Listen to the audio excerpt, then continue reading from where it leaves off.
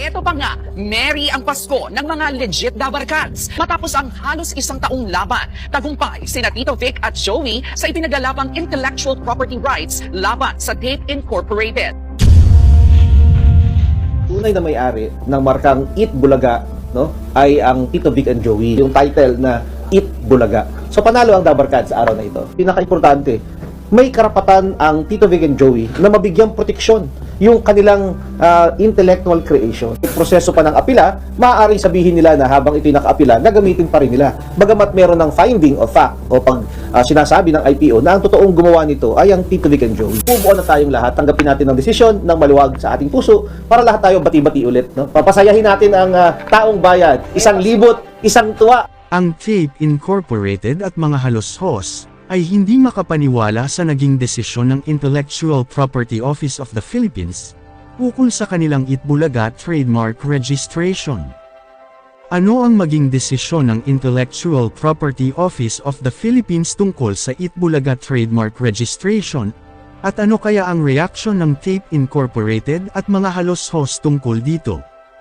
Tara, alamin natin ang buong detalye. Panoorin ang buong video.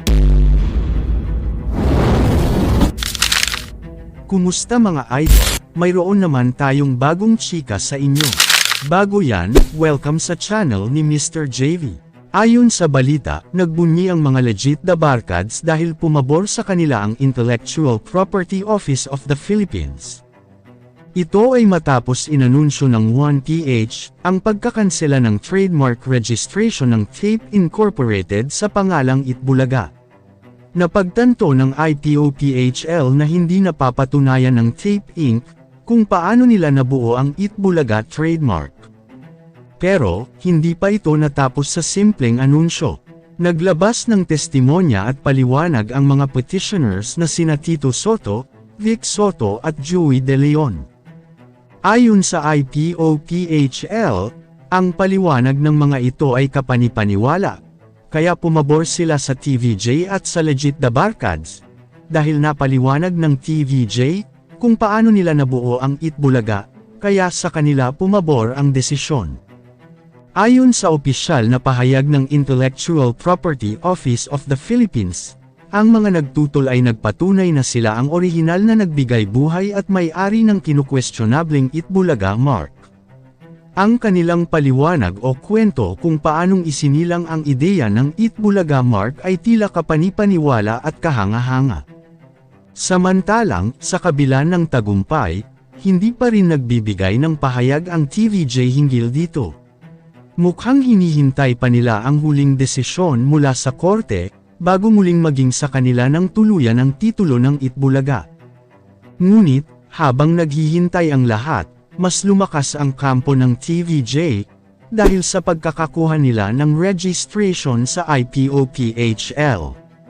Ito ay nagpapataas ng tsansa na paboran sila ng husgado. Pero, tiyak na mag-aapela pa rin ang Tape Incorporated, kaya't abangan ang susunod na kabanata tungkol sa labanan ng trademark. Kayo mga idol, ano ang masasabi nyo sa chika topic natin ngayon? At syempre bago tayo magtapos sa ating video, ay inaanyayahan ko kayo na mag-like sa ating Facebook at mag-subscribe na rin sa YouTube, dahil malaking tulong na ito sa pag-grow ng aking channel, upang mas lalo pa ako na magsipag sa pag-upload ng mga videos na kagaya nito. Hindi naman ako nagmamakaawa sa inyo mga idol, pero sana maawa na kayo. Hanggang dito na lang ang ating video. Maraming salamat sa inyong pagtambay, bye-bye!